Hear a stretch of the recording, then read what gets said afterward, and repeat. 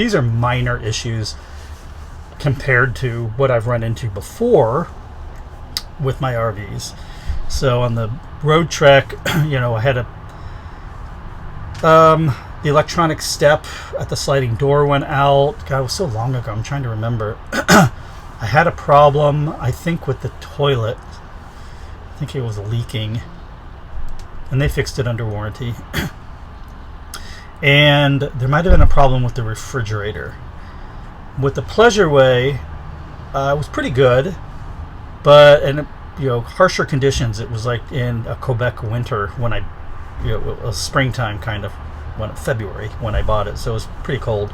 But I had a water line leaking. I think it cracked, even though it was winterized.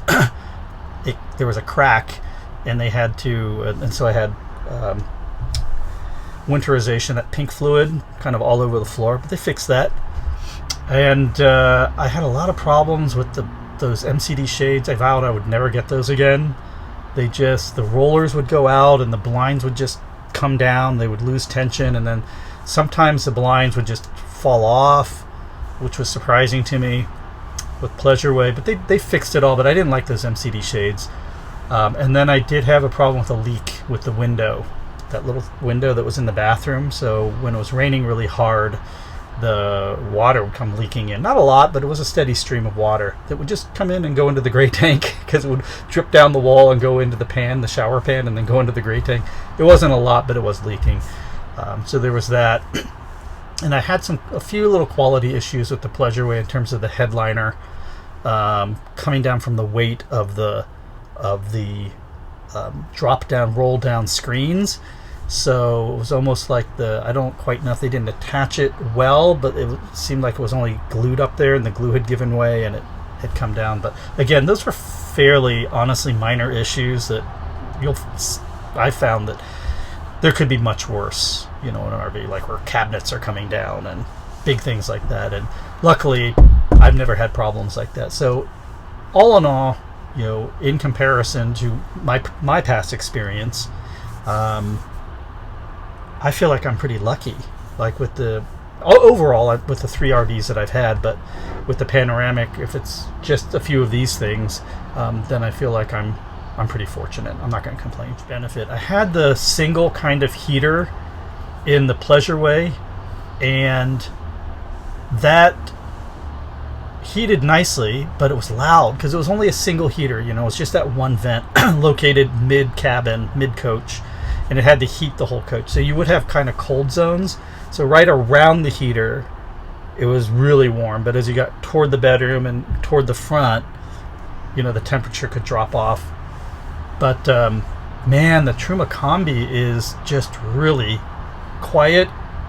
And because it's ducted, like there's ducts in the front here in the bathroom and then back in the bedroom, the heat spreads out really evenly throughout the coach. So I'm loving that heater. Now, on the road trek that I had, the CS Adventurous, I like that heating system too. That was the Aldi hydronic heating system.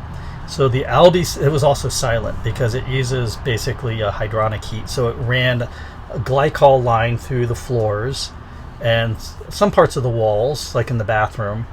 And that glycol was just heated, and then it just had this nice soft radiant heat just coming up from the floor and everything, and that was completely silent. There was no blower noise or anything, obviously, with that. And the added benefit of the Aldi system was that, remember when I got confused on that one video and I said, oh, the Truma Combi's heating from the engine? It was the Aldi. The Aldi system runs a line to the engine and uses the heat from the engine block and then circulates it back through to the Aldi and the glycol.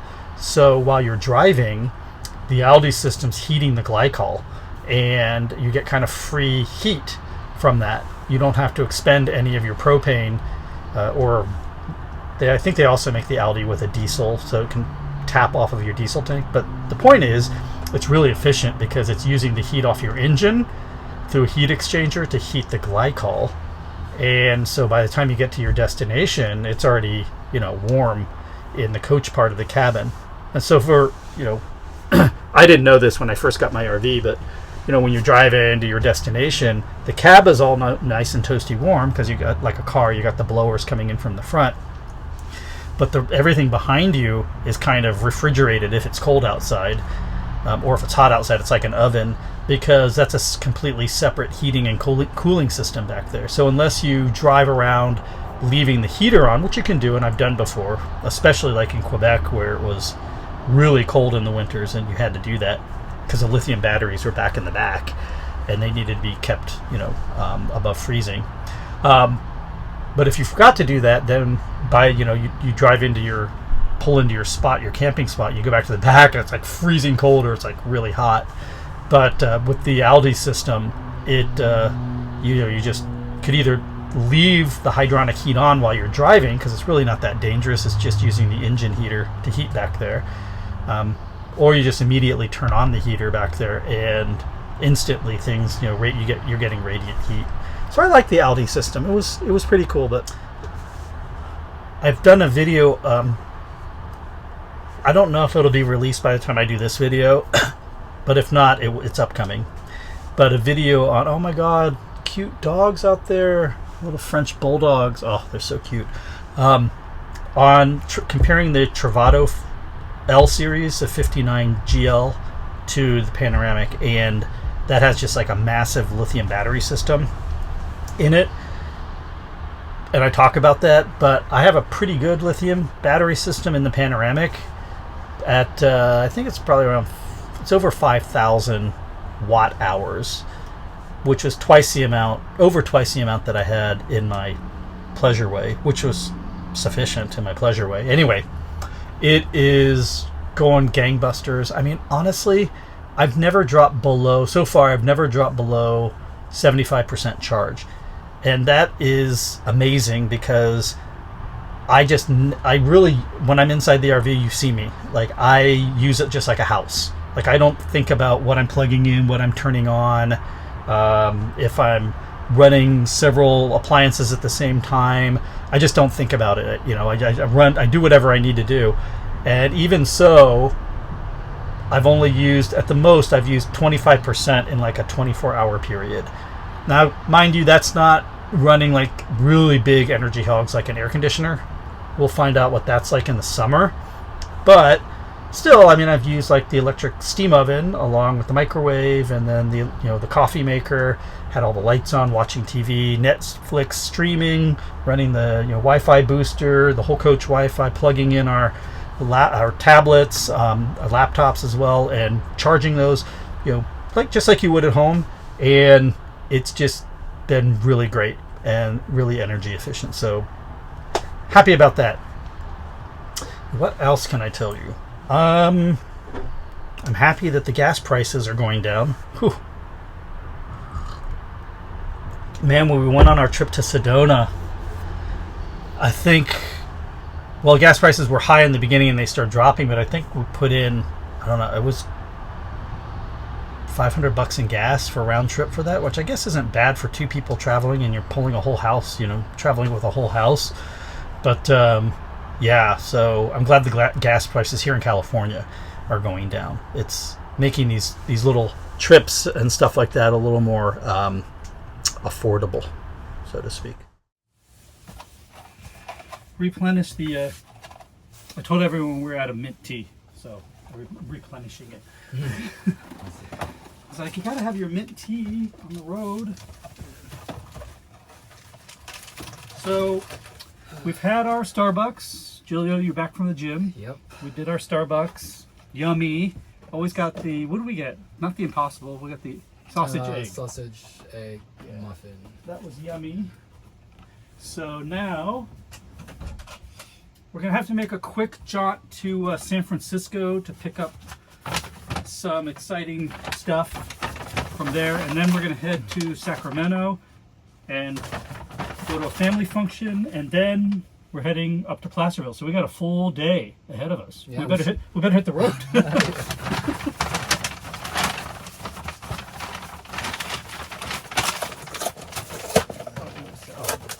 Should we just throw this away now before we hit the road? No, because we got our shoes off. It's fine.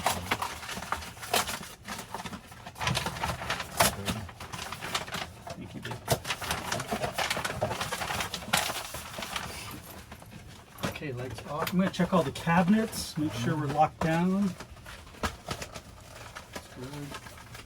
Make sure the refrigerator. Remember that little, you got to flip this thing on the refrigerator to make sure it's in travel mode so it's not creaked open a little bit. I think we're good. Shoes are going away. Lock this cabinet. And I think we're ready to go. All right.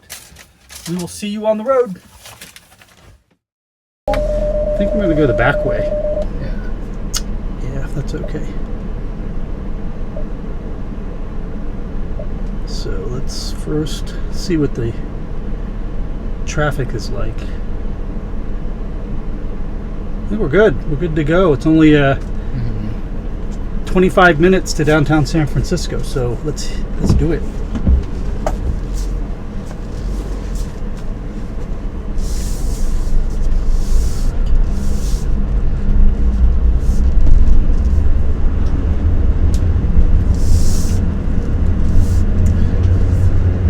I'm all excited. We're going on another road trip. I love when we go on road trips.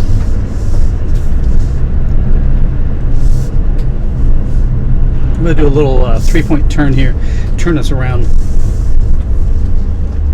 We got to be careful. There's a really deep culvert for the rainwater back behind us, so if the rear wheels go into that, we're damaging the RV. So, because we will definitely, the rear tires would definitely sink, and then the bottom of the chassis would bottom out. So I try not to get too close to that. All right, here we go.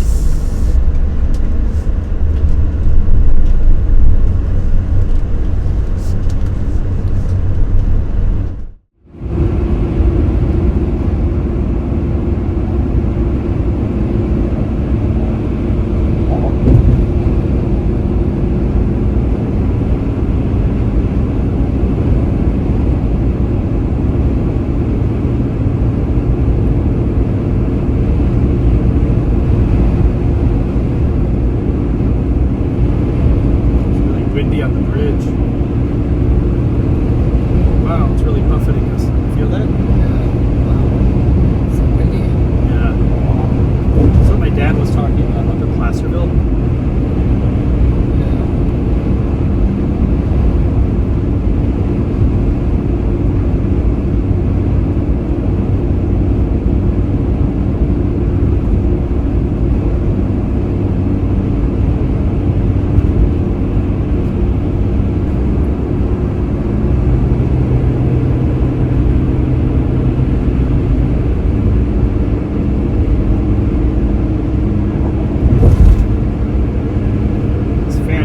Like there's no rattling even when we went over those like bumps. Give it a good shakedown. Real honest to goodness shakedown.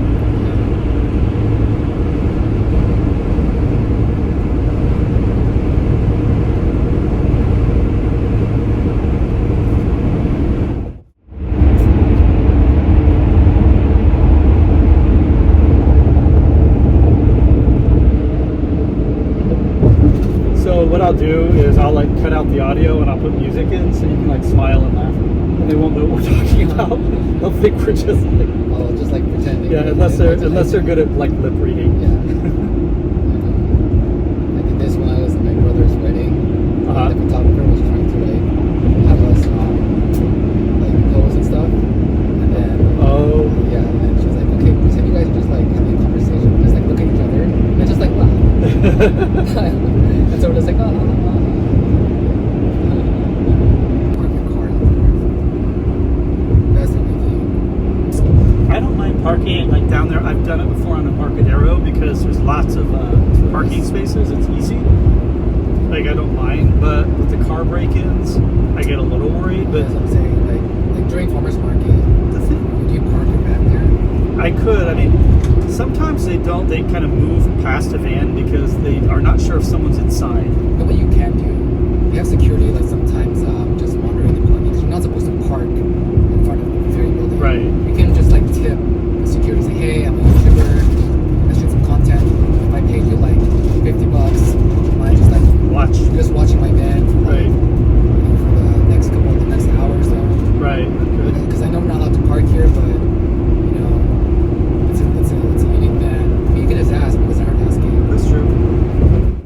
All right, guys. Let's put the van behind us. It's better if the van's in the shot.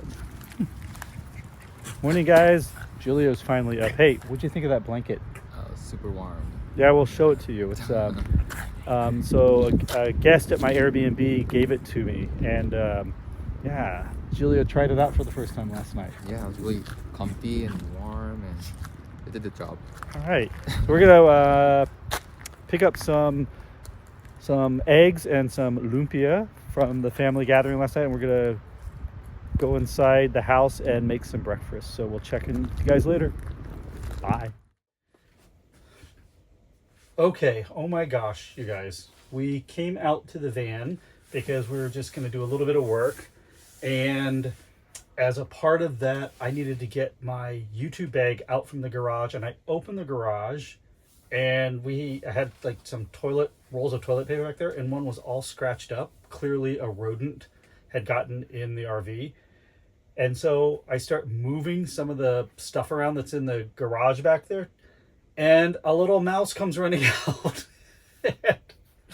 So we've spent the last 30 minutes going through everything in the garage and trying to make sure the mouse isn't still in the coach. It doesn't look like there was any damage. I mean, this is just par for the course. Like if you have an RV in the winter, especially when it's been as rainy as it's been. I mean, you always are going to have to be dealing with rodents and mice and stuff like that.